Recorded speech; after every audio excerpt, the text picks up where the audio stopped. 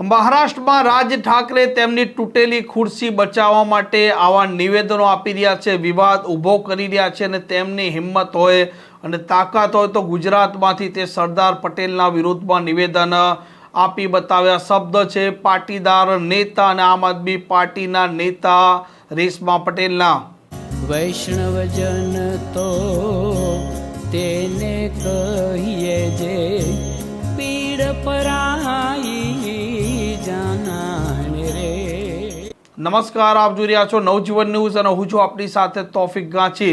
મહારાષ્ટ્રની રાજનીતિમાંથી એક નિવેદન આવે છે અને નિવેદન આપ્યું હતું રાજ ઠાકરે અને સરદાર પટેલને લઈને આપ્યું હતું અને ત્યારથી તેની આગ લાગી છે. મહારાષ્ટ્રને અડતી બોર્ડર ગુજરાતમાં અને ગુજરાતના લોકો સતત જે પ્રકારે સરદાર પટેલને લઈને આ રાજ ઠાકરેએ નિવેદન આપ્યું હતું તેને લઈને આક્રોશ વ્યક્ત કરી રહ્યા છે. હવે આમ આદમી પાર્ટીના નેતા અને પાટીદાર નેતા રેશમા પટેલનું પણ એક આકરું નિવેદન સામે આવ્યું છે અને તેમણે રાજ ઠાકરેને આડે હાથ લીધા છે. જય હિન્દ. હું રેશમા પટેલ, ગુજરાત પ્રદેશ મહિલા અધ્યક્ષા આમ આદમી પાર્ટી. રાજ ઠાકરેજીએ મહારાષ્ટ્રમાં પોતાની તૂટેલી ખુરશી બચાવવા માટે, પોતાની સત્તા મેળવવા માટે જે પ્રાંતવાદની રાજનીતિ ચાલુ કરી છે, જે ભાષાવાદની રાજનીતિ ચાલુ કરી છે, જે દેશ તોડવાની રાજનીતિ ચાલુ કરી છે ને એ ભાન ભૂલ્યા છે. એને સરદાર વલ્લભભાઈ પટેલનું અપમાન કર્યું, એને મોરારજી દેસાઈનું અપમાન કર્યું. આ અપમાન માત્ર કોઈ પ્રાંતના વ્યક્તિઓનું નથી, આ અપમાન પૂરા દેશનું છે. આ અપમાન એ સરદાર વલ્લભભાઈ પટેલનું છે જેણે અનેક પ્રાંતોને એક કરીને અખંડ ભારતની રચના કરી છે. આજે દેશનો એક એક વ્યક્તિ એના ઉપર ગર્વ કરે છે.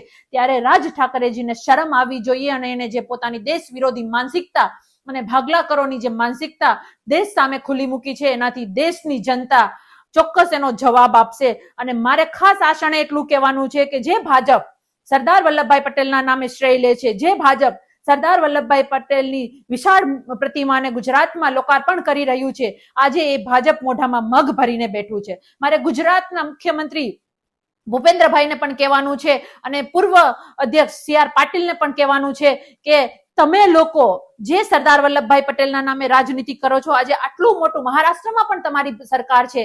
રાજ ઠાકરેજી પ્રાંતની રાજનીતિ કરી, ભાષાની રાજનીતિ કરી અને પ્રાંતોને તોડવાની કોશિશ કરે છે ત્યારે તમે ચૂપ બેઠા છો. મારે અહીંયા કેવું છે કે તમારે લોકોએ FIR કરવી જોઈએ અને રાજ ઠાકરેને જેલ હવાલે કરવા જોઈએ. અને રાજ ઠાકરે માટે પણ હું અહીંયા ગુજરાતથી એક ચુનૌતી આપું છું કે જો તમારામાં તાકાત હોય તો ગુજરાતમાં આવી અને આવા ભાષણબાજી કરીને બતાવો. માત્ર ગુજરાતી નહીં, ગુજરાતમાં વસતો દરેક પ્રાંતનો ભાઈ બહેન, યુવા, મહિલા, દરેક લોકો આપના ખિલાફ દેશને એકજૂટ કરવામાં ઉભો રહેશે. એ દેશની લાગણી આજ પણ ગુજરાતમાં રહેતા દરેક પ્રાંતના વ્યક્તિમાં છે. એટલે તમારી પ્રાંતવાદની રાજનીતિમાં તમે મહારાષ્ટ્રને ભડકે બાળવા નીકળ્યા છો ને, પણ યાદ રાખજો દેશ આ ક્યારેય નહીં થવા દે અને દેશનો એક એક સૈનિક તમારી ખિલાફ, તમારી આ દેશ વિરોધી માનસિકતા સામે ઉભો રહેશે. અને ભાજપે આ રાજ ઠાકરેજીને ભડકાવ કામગીરી માટે જેલ હવાલે કરવા જોઈએ, FIR કરવી જોઈએ એવી અમારી માંગ છે. ધન્યવાદ. રેશમા પટેલે કહ્યું છે કે મહારાષ્ટ્રની તૂટેલી ખુરશી બચાવવા માટે આ રાજ ઠાકરે આવા નિવેદનો આપે છે અને આવા નિવેદનોથી જાતિવાદ અને પ્રાંતવાદ ઊભો થઈ રહ્યો છે. અને રેશમા પટેલે આ રાજ ઠાકરેને પડકાર ફેંકતા કહ્યું છે કે તેમની હિંમત હોય તો ગુજરાતમાં આવી નિવેદન આપી બતાવે. આ પ્રકારના સમાચાર, આ પ્રકારના અહેવાલ માટે નવજીવન ન્યૂઝની આ ચેનલ જોવાનું અને સબસ્ક્રાઈબ કરવાનું ભૂલતા નહીં. નમસ્કાર. વૈષ્ણવજન તો તેને કહીએ જે પીડ પરા